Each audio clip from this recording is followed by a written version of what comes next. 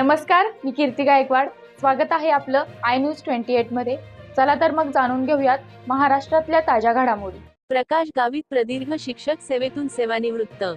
वाडा तालुक्यातील ग्रामीण भागात लहानसा खेड्यात जन्मलेले देवगाव येथील प्रकाश जिव्या गावित हे प्रदीर्घ शिक्षक सेवेतून निवृत्त झाले. त्यांनी 39 वर्षे शिक्षक सेवा केली.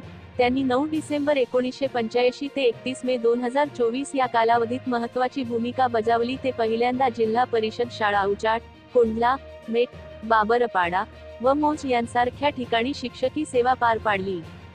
मुख्याध्यापक पदावर ते निवृत्त झाले. त्यांच्या स्वभावात असलेला प्रामाणिकपणा, बुद्धीच्या जोरावर त्यांनी शिक्षण क्षेत्रात महत्त्वाची कामगिरी केली. प्रकाश गावित यांच्या अष्टपैलू व्यक्तिमत्वामुळे त्यांनी विद्यार्थ्यांना शिक्षणात गोडी निर्माण केली. अशा कर्तबगार शिक्षकाची सेवानिवृत्ती नुकतीच झाली. देवगाव येथील गावित यांच्या घरी सेवापूर्ती सोहळा थाटात पार पडला.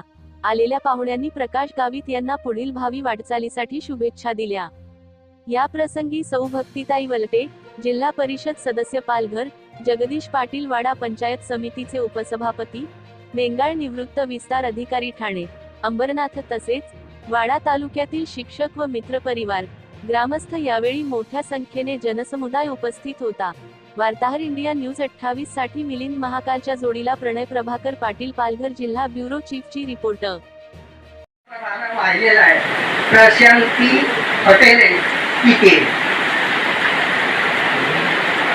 आणि दुसरं थोडक्यात मनोगत व्यक्त करतो.